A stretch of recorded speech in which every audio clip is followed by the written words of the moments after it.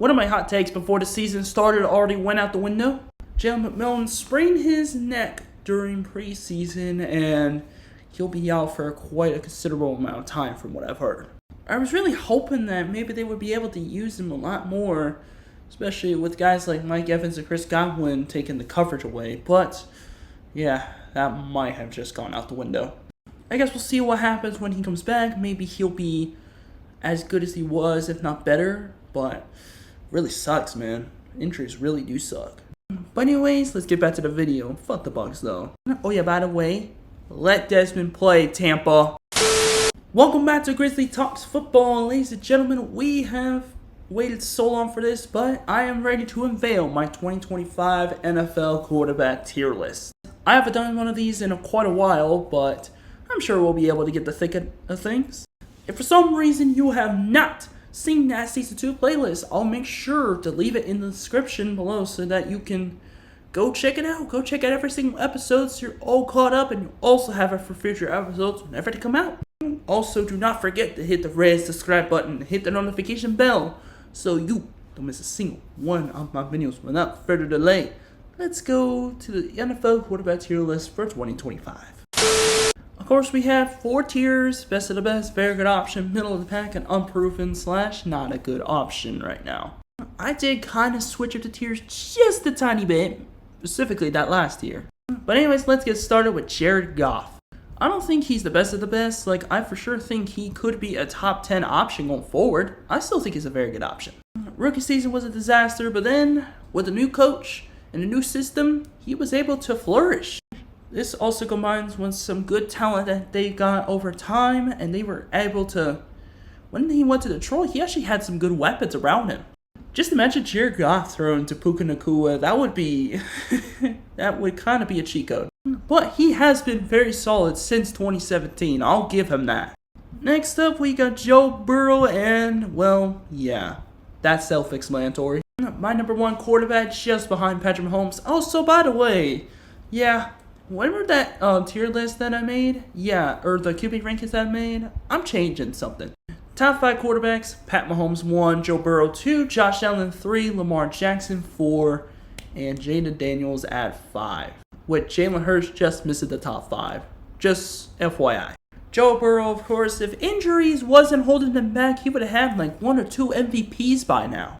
Had 2 conference championship appearances, 1 Super Bowl appearance with Cincinnati. I mean, that was a magical season in 2021 for both sides, AFC and NFC. Great talent around him, but of course coaching and management have been so stingy lately. I'm actually intrigued to see what happens to Joe Burrow from here after the Bengals paid him so much money. Next up, we got Josh Allen. Once again, very self-explanatory. 1 MVP last year with a decent receiving core, but not really well known. I mean, that guy is a beast. Also, he had a guy by the name of James Cook and Dawson Knox on his team. Unfortunately, Dalton Kincaid fell off. It's just the problem is that he just can't get past Pat Mahomes in the playoffs. I did predict that he would actually be able to beat him in the regular season. It's just when it comes postseason, that's when Patrick Mahomes owns him the most. He's been the reason, though, that the Bills have been very much relevant lately. I will give him that. I don't think they've lost the division since, 2018? Actually, I could be wrong. Up next, we got Jalen Hurts. I'm going to put him in high, very good option here. I don't hate him as a passer. I don't. His running ability is spectacular. I don't hate his pass ability, but it's just not as good as the guys so far up there, as in the top tier right now. But I will say his passing is very underrated. People think he's a garbage passer. Yeah, you just quite literally do not know ball. You know he was a former MVP candidate before, right? If he didn't have Saquon Barkley, he would have probably had 4,000 total yards, rushing and passing. Up next, we got Justin Fields. I personally think he is in the middle of the pack right now.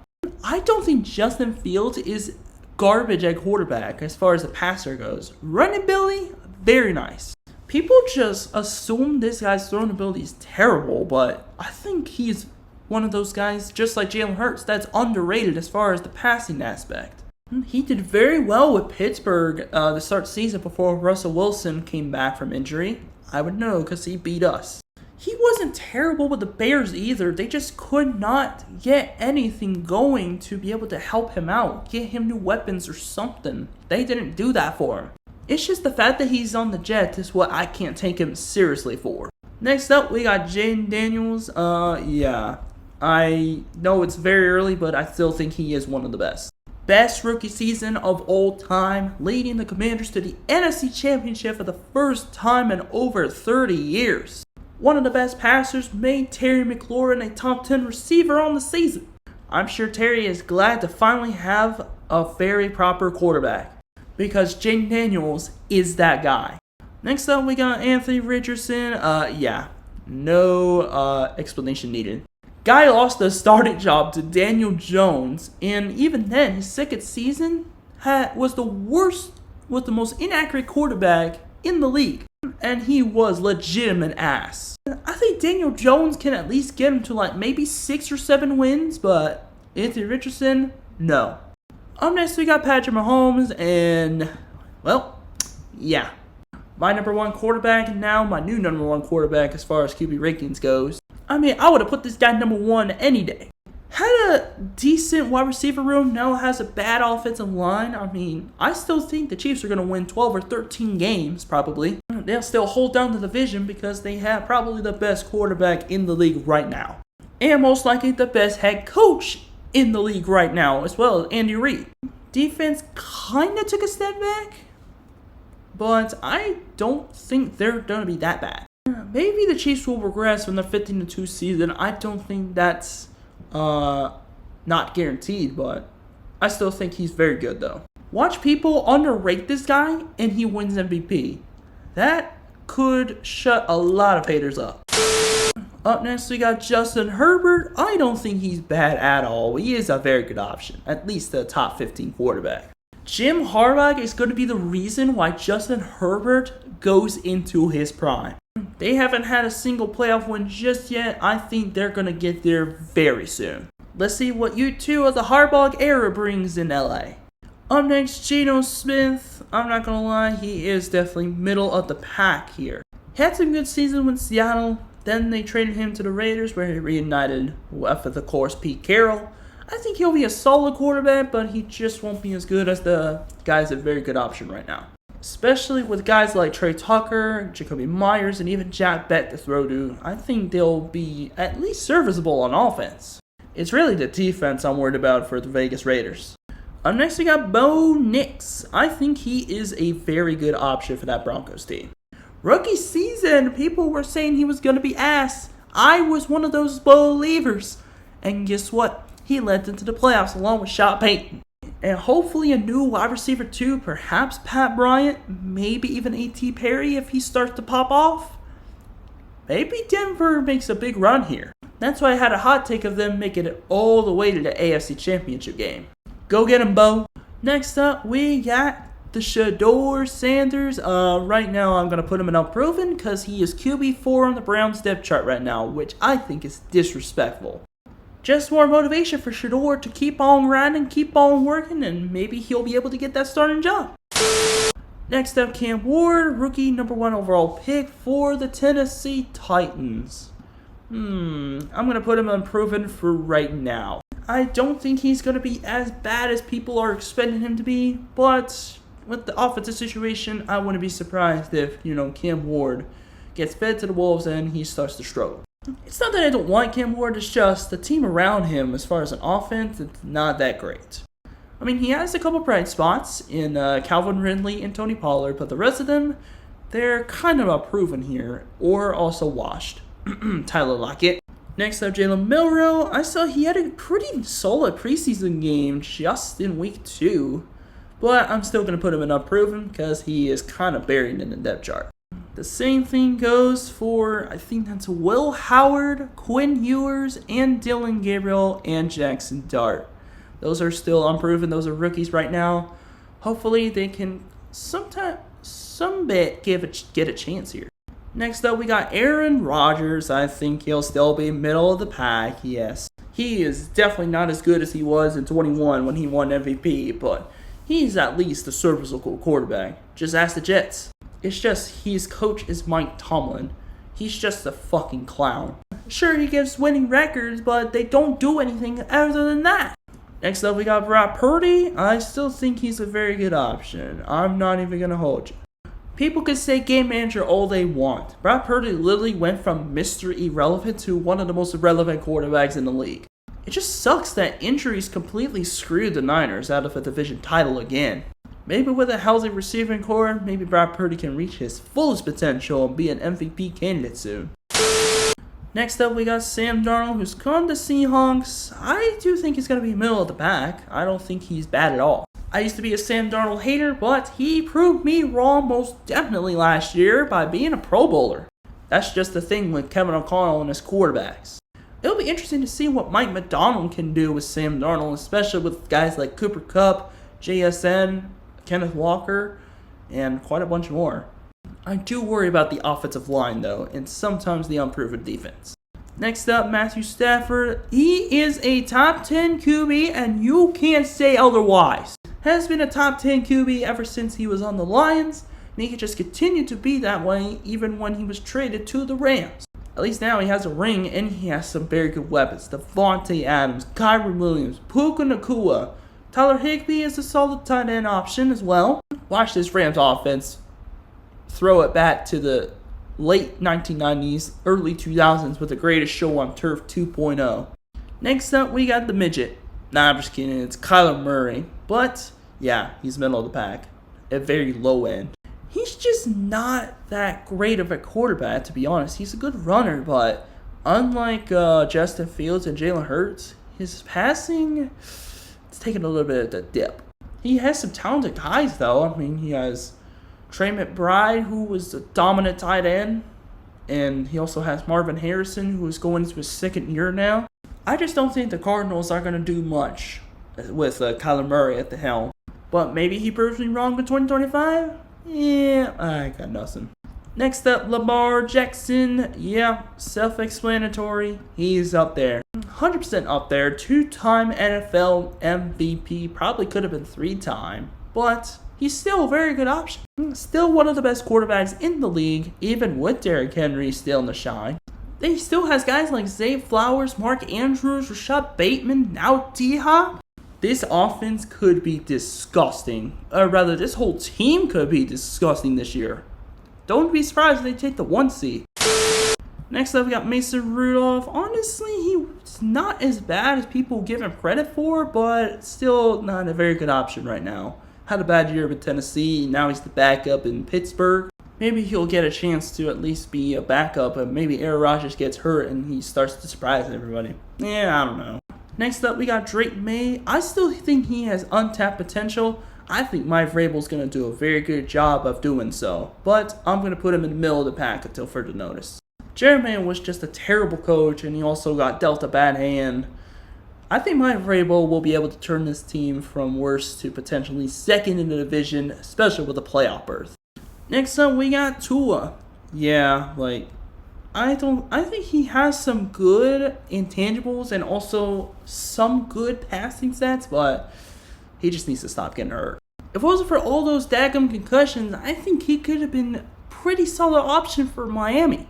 Unfortunately, he's just an injury-prone quarterback with one of the biggest what-ifs in recent memory. And unless he goes through a full season healthy, I don't think that's going to change. Unless you got CJ Stroud, of course I'm going to put him in a very good option. He's still a solid quarterback.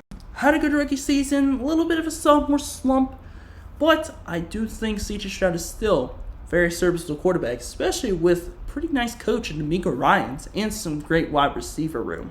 They finally got rid of that cancer Stephon Diggs. They finally can have a young receiving core that's going to probably take the league by storm. Also with a stacked running back room, Nick Chubb, Dameon Pierce, and also Joe Mixon. A division title is a must for Houston.